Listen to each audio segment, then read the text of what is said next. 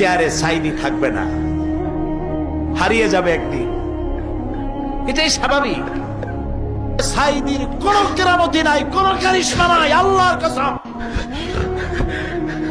এখানে যে দোয়া যদি কবুল হয় তার একমাত্র কারণ কালামুল্লাহ, আল্লাহর কোরআন। আমি অযোগ্য, আমি অপদার্থ, আমি জানি না আগামী দিন অথবা আগামী বছর আপনাদের সাথে এই জায়গায় দাঁড়িয়ে আমি বক্তব্য রাখতে পারবো কিনা আমার জানা নাই, আল্লাহ পাক ভালো জানে। আমি আমার আবেগ দিয়ে কথা বলে গেলাম জাতির কাছে।